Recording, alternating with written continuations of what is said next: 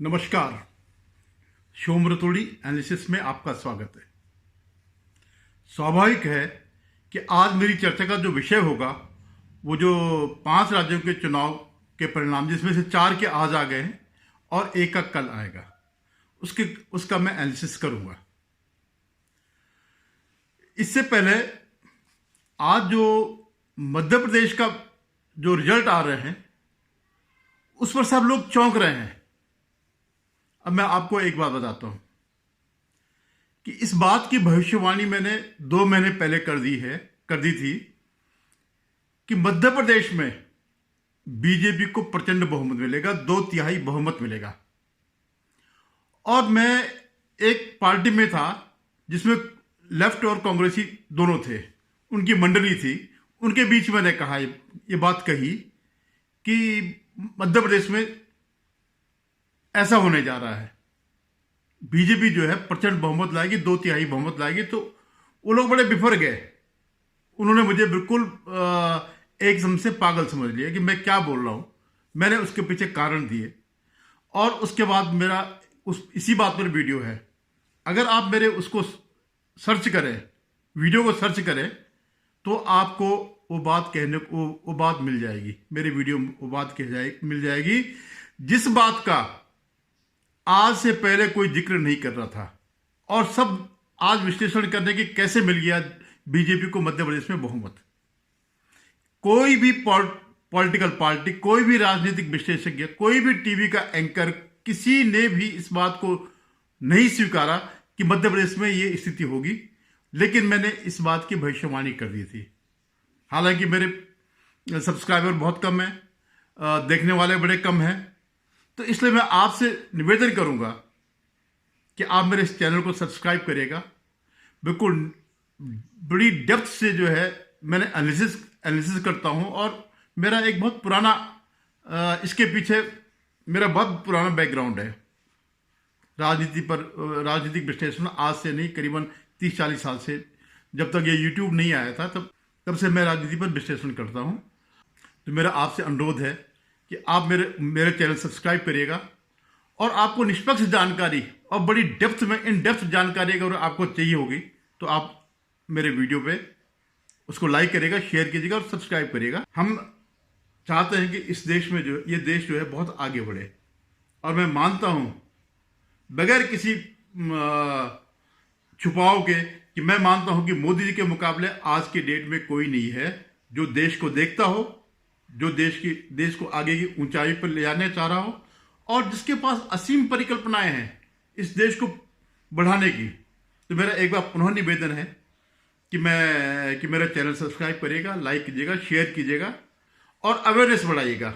अब मैं फिर एमपी पर आता हूं कि जो चौंकाने वाले परिणाम आ रहे हैं उसके पीछे मैंने क्या लॉजिक दिया था, और वो लॉजिक आज भी उतना ही सही है। जो शिवराज सिंह चौहान है वह 18 साल से लगातार ऑलमोस्ट 1.5 साल का बीच का ब्रेक अगर आप छोड़ दें तो उस मध्य प्रदेश में राज कर रहे हैं। उनका राज बहुत सुशासन है, बहुत अच्छा हुआ है। बीमारू राज्य से शिवराज सिंह चौहान जो है मध्य प्रदेश को अग्रिम प्रदेशों में ले आए हैं, जो उन्नत प्रदेशों में वो लाए हैं। और इस बात को बहुत से लोग नहीं जानते हैं क्योंकि 18 साल से वही चल रहे हैं। तो उससे पहले जो लोग हैं जो इस बीच पैदा हुए हैं या इस बीच जिनकी जानकारी हुई या जब शिवराज सिंह चौहान सत्ता में आए होंगे तब वो बड़े छोटे रहे होंगे, तो उन्होंने पुराना दौर नहीं देखा। बीमारू प्रदेश का जो है, क्यों मध्य प्रदेश बीमारू राज्य की श्रेणी में शामिल था, बिहार, मध्य प्रदेश, यूपी, राजस्थान, तो उसको लोग नहीं जानते। इसलिए वो सबके सब बोर हो गए थे। वो एक ही चेहरे को देखते हुए लगभग 20 सालों से नया मतदाता बोर हो गया था। लेकिन इस बात को जो है वो जानते थे। जो इनका हाई कमान है, बीजेपी का हाई कमान है, वो इस बात को समझ चुका था कि शिवराज सिंह चौहान की वजह से हम हार सकते हैं। तो ऐसा नहीं कि उन्होंने शिवराज सिंह को हटा दिया, लेकिन उन्होंने एक बहुत बड़ी अच्छी स्ट्रेटजी चलाई। उन्होंने अपने केंद्रीय मंत्री उतार दिए और सिटिंग जो सांसद हैं उनको भी चुनाव में उतार दिया। इसका बड़ा साइकोलॉजिकल फर्क हुआ जो लोग शिवराज सिंह चौहान जी से ऊब गए थे, उनको ये उम्मीद बननी कि चले चले अब बीजेपी अगर जीतेगी तो कोई और मुख्यमंत्री बनेगा। और जो शिवराज सिंह चौहान को चाहते थे, जैसे महिलाओं की बड़ी संख्या है, उनकी योजनाओं का फायदा जो है महिलाओं को बहुत मिला। वैसे तो बीजेपी की यानी मोदी जी की जो जितनी भी योजनाएं हैं, तो उनमें महिलाओं को, गरीबों को, दलितों को, इन सबको जो है फायदा मिलता है। तो फिर उन्होंने जब केंद्रीय मंत्री उतार लिए, सांसद उतार लिए, तो एक उनके अंदर वो आ गई है कि चलिए इनसे छुटकारा मिल जाएगा। और जो अब बाद में जो है शिवराज सिंह चौहान को फिर उनको महत्व देना शुरू कर दिया। सीएम का कैंडिडेट घोषित नहीं किया, लेकिन उनको पूर्ण महत्व दिया। तो उसे जो उनके कट्टर समर्थक हैं वो भी फिर लौट गए। तो ये दो तरफा ये जो है जुड़ा हुआ, ये जो दीवारें जो है दो तरफ से मजबूत हो गई, इसलिए आज ये परिणाम आ रहे हैं। और यही मैंने अपने वीडियो में कहा था, यही मैंने सार्वजनिक रूप से ये बात कही थी। आप मेरा वीडियो चेक कर लीजिएगा, पुराने सारे वीडियो देख लीजिएगा। अब आगे क्या होगा तो कह नहीं सकते हैं कि शिवराज सिंह चौहान कब तक रहेंगे, कि हो सकता है शिवराज सिंह चौहान लोकसभा चुनाव तक रहें, उनके बाद उनको केंद्र में लाया जा सकता है, क्योंकि एक नए नेतृत्व, थोड़ा चेंजेस हर कोई चाहता है। तो ये स्थिति वहां की थी। मैं राजस्थान की बात पर आता हूं। राजस्थान स्वाभाविक रूप से बीजेपी का वो होना ही था, बीजेपी को सत्ता में आनी थी। लेकिन मुझे दुख इस बात का है, इसके बावजूद जैसी राजस्थान में अशोक गहलोत की सरकार रही, उसके बावजूद और उसको वोट मिल रहे हैं, कांग्रेस को वोट मिल रहे हैं, तो इसमें सोचने की बात है। लॉ एंड ऑर्डर के मामले में सबसे वर्स्ट स्टेट अगर कोई थी तो राजस्थान थी। महिलाओं पर अगर सबसे ज्यादा अत्याचार अगर कहीं हुआ तो राजस्थान में था। इसके बावजूद अगर लोग उनको, कांग्रेस को वोट दे रहे राजस्थान में, तो ये बड़ी शोचनीय बात है। हो सकता है जैसे कि एक तबका ऐसा होता है कि फ्री के लालच में भी दे देता है, जैसे केजरीवाल के वोटर हैं, वो सिर्फ उनको किसी चीज से कोई संबंध नहीं, ना देश से संबंध है, ना किसी चीज से संबंध है, उनको बिजली पानी फ्री मिल गया तो सब कुछ है। तो वही स्थिति शायद राजस्थान में होगी। छत्तीसगढ़ में मैं आता हूं। मैंने अपने बार बार पुराने वीडियो में कहा कि छत्तीसगढ़ एक बार बिल्कुल नेग्लेक्टेड था। कोई उम्मीद नहीं थी बीजेपी के सर्वाइवल की। क्यों? क्योंकि पिछले 5 सालों में बीजेपी कहीं दिखाई नहीं दी। रमन सिंह सुसुप्तावस्था में चले गए और कोई नया नेतृत्व सामने आया नहीं। तो ये एक सोचने वाली बात है कि क्यों इन्होंने नेग्लेक्ट किया, बीजेपी हाईकमान ने क्यों नहीं उस पर ध्यान दिया, क्यों उनके कांग्रेस के हाथ में छोड़ दिया था। लेकिन जो अंतिम क्षणों में जब मोदी जी ने जब अपना प्रचार शुरू किया, और उसी समय जो है जो महादेव ऐप था उसका खेल सामने आ गया। और दूसरी बात यह है कि भ्रष्टाचार अगर कांग्रेस किसी भी राज्य में है तो उसका सिर्फ भ्रष्टाचार ही सबसे मुख्य मुद्दा होता है। जनता, मतलब चुनाव जीतने के बाद उसका मुख्य काम वही होता है, जनता के मुद्दे सारे दब जाते हैं। तो जो अंतिम क्षणों में वो था, मैंने कहा एक तरफा नहीं होगा, टफ फाइट होगी बीजेपी और कांग्रेस में, जो है छत्तीसगढ़ में टफ फाइट होगी। लेकिन ये मुझे भी उम्मीद नहीं थी। हालांकि जो महादेव ऐप के आने के बाद से थोड़ा सा मुझे उम्मीद हुई कि ये बात इतनी आसान नहीं है, टफ फाइट जो है ये जीत भी सकते हैं। और वही हुआ, क्योंकि छत्तीसगढ़ का ये है कि लगभग बराबर है, 40-40% ही है दोनों पार्टियों का, 40-41, 1-2% से ही जो है फर्क पड़ता है। तो ये स्थिति छत्तीसगढ़ में रही। और तेलंगाना, जैसे स्थिति छत्तीसगढ़ में थी वही तेलंगाना में भी रही। बीजेपी नंबर 2 पर रही। वहां पर पहले 1-1.5 साल से पूरा का पूरा बीजेपी का जोर था। उनके जो अध्यक्ष थे संजय बांडी करके, उन्होंने पूरी पदयात्राएं करी और बिल्कुल एक किस्म से थ्रेट हो गया था बीआरएस के लिए। लेकिन बाद में जो कुछ लोग बीआरएस से आए तो उनकी वजह से खटपट हो गई और संजय बांडी को जो है केंद्र में लाया गया महासचिव के रूप में, और वहां पर स्थिति खराब हो गई। हालांकि पहले के मुकाबले तो इनको मिला है, लेकिन जो वैक्यूम पैदा हो गया, जो इन्होंने एक एंटी टीआरएस बनाया था, उस वैक्यूम का फायदा बजाय बीजेपी लेती, कांग्रेस ने ले लिया। तो ये इसलिए वहां इन 4 राज्यों में ये स्थिति है।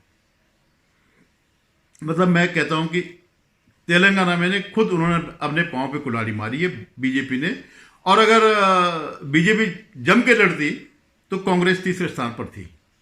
सत्ता की तो बहुत दूर की बात है।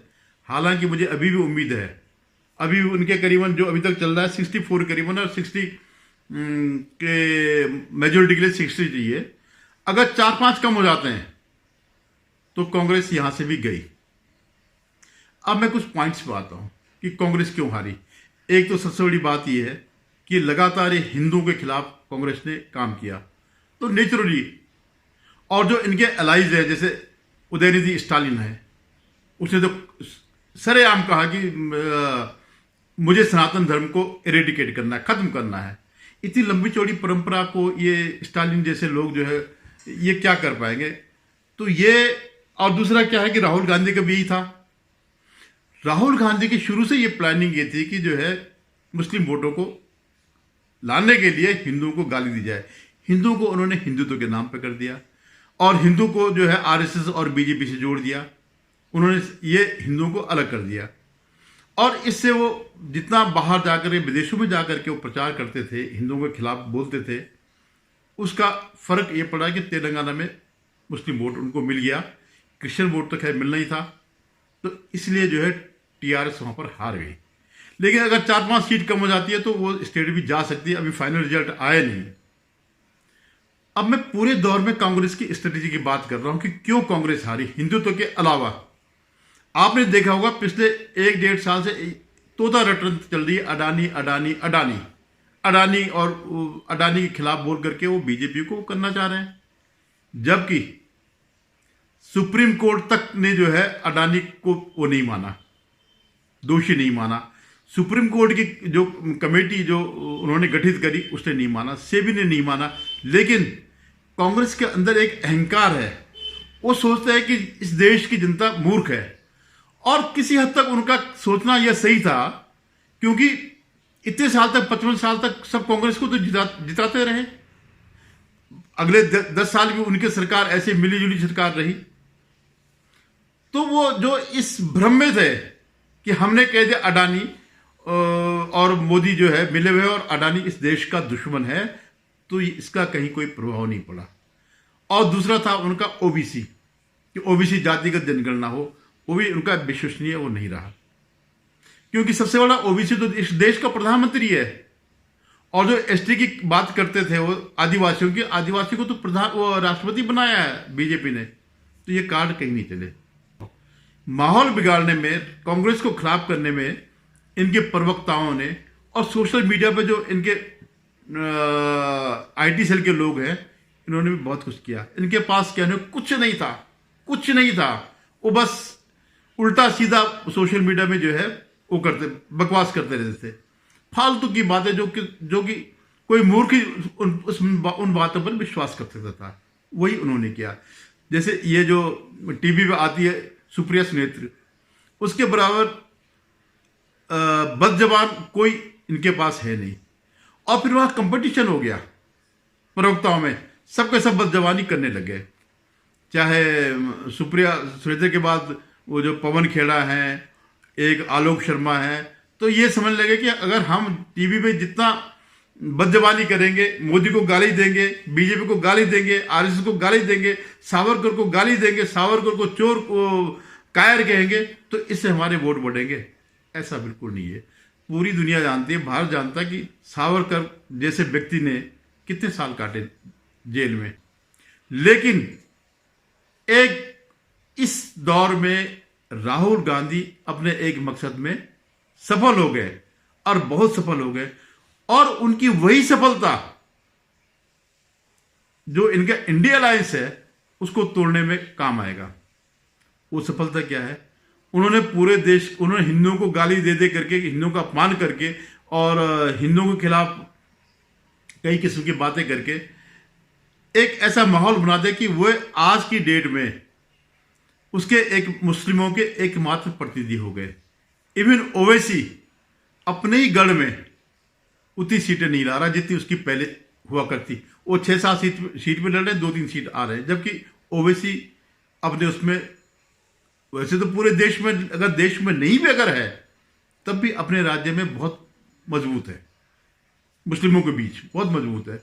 अगर उसकी सीटें कम हो रही हैं तो आप ये मान के चलिएगा कि मुसलमानों ने कांग्रेस को अपना लिया है।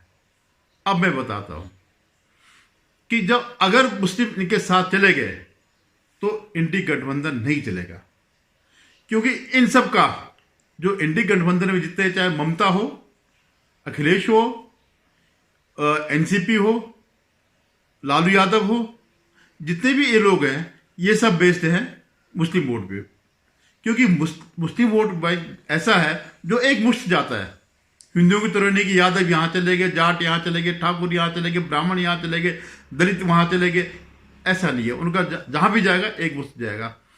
अब अगर सपोज ये स्थिति आती है तो इन सब का अस्तित्व खतरे में पड़ जाएगा। जितने भी ये लोकल जो क्षेत्रीय पार्टियां जितने क्षेत्र पे हैं, इनकी सारी जमीन खिसक जाएगी। और आपने देखा होगा जब सुबह से कांग्रेस लीड ले रही थी सारे राज्यों में, तो इस इंडिया अलायंस का किसी भी नेता ने जो है इस बात की प्रशंसा नहीं करी, उनके समर्थन में नहीं बोला। तो उसके पीछे कारण ये है कि अब उनको बीजेपी से ज्यादा खतरा कांग्रेस से है, क्योंकि बीजेपी को तो वैसे भी वोट नहीं मिलता, मुस्लिम के वोट नहीं मिलते, 4-5% मिलते हों कहते हैं, पता नहीं मिलते हैं या नहीं मिलते हैं, और मिलते होंगे तो शायद महिलाओं के मिलते होंगे, क्योंकि महिलाएं सच्चे दिल की होती है, उनको एहसास है कि क्या है स्थिति क्या है, क्योंकि उन्होंने देखा सब कुछ उनको इस सरकार से मिला। मैंने एक पहले वीडियो बनाया था कि 3 तारीख के बाद यह तय होगा, इससे पहले वाला 1-2 वीडियो पहले, कि जो इंडिया अलायंस है वो टूटेगा या राहुल का घमंड टूटेगा। अब इसमें क्या हो रहा, दोनों चीजें एक साथ हो गई, इंडिया अलायंस भी टूटेगा और राहुल का घमंड भी टूट गया। क्योंकि राहुल को अगर सिर्फ मुस्लिम वोट मिलते हैं, हिंदू वोट तो नहीं मिल रहे हैं, जो मेजोरिटी है वहां तो कहीं पर नहीं है, तो वो स्थिति सामने आ गई। अब इस जो कांग्रेस अभी तक इनको भाव नहीं दे रही थी अपने पार्टनर्स को, वो उन्होंने आज सुबह जैसे ही क्लियर होने लग गया कि बीजेपी स्वीप कर रही है, तो जो इनके अध्यक्ष हैं खड़गे, उन्होंने कहा कि 6 तारीख को इंडिया अलायंस की बैठक होगी। आज तक वो किसी से बात नहीं करे, दुत्कार रहे थे, क्योंकि ये जो इनका सिस्टम है, जो इनके जो सलाहकार हैं, और सलाहकार कौन है, जेएनयू के, जो किसी भी काम के नहीं है, वो इसके सलाहकार है। वो कहते हैं ऐसा कर लो वैसा कर लो, और हम जो है आगे बढ़ रहे। तो उस वजह से कांग्रेस जो है सबको अपमानित करती, किसी को मुंह नहीं लगा रही थी। अब जब ठिकाने पर आ गए, क्योंकि कांग्रेस कहां पर है, जहां बीजेपी और दोनों साथ साथ हैं, वही आमने सामने, वही कांग्रेस का अस्तित्व है। और कहां अस्तित्व है, कहीं भी नहीं है। और कहीं अगर है तो वो इनके खिलाफ ही है। अगर बंगाल में है तो उन्हीं के खिलाफ है, तमिलनाडु में है तो डीएमके से मिलकर के है, वहां बीजेपी का नहीं है, केरल में बीजेपी का नहीं है, आंध्र में भी बीजेपी का ऐसा नहीं है, तेलंगाना में जरूर बीजेपी की थोड़ा एज थी कांग्रेस के ऊपर, वो फिर हो जाएगी, या कर्नाटक जहां आमने सामने है, बाकी और कहीं नहीं है। तो अब इंडिया अलायंस में इस बात का झगड़ा रहेगा, इस बात पे टूट हो सकती है कि राहुल को कौन सा स्थान दिलाया जाए, इसको मतलब कैसे औकात पे लाया जाए। तो अगला 3-4 महीने सिर्फ इसी बात पे चलेगा, आप देखते रहिएगा। अब ये इसमें तो जो आज चुनाव परिणाम आए, इसमें तो बहुत लंबा चौड़ा विश्लेषण हो सकता है, इसलिए मैं इसको बहुत ज्यादा नहीं खींच रहा हूं। और फिर मैं कुछ और विश्लेषण करूंगा जो मैंने नोट किए हुए हैं, जिनमें मैं कहना चाहता हूं, लेकिन मैं नहीं चाहता हूं कि इतना लंबा खींचूं कि आप लोग बोर हो जाए और मेरा वो देखे हुए नहीं। धन्यवाद। मैं एक बार फिर आपसे प्रार्थना करता हूं कि आप लोग मेरा चैनल सब्सक्राइब करिएगा, वीडियो देखिएगा, शेयर कीजिएगा, पसंद आए तो लाइक करिएगा। धन्यवाद।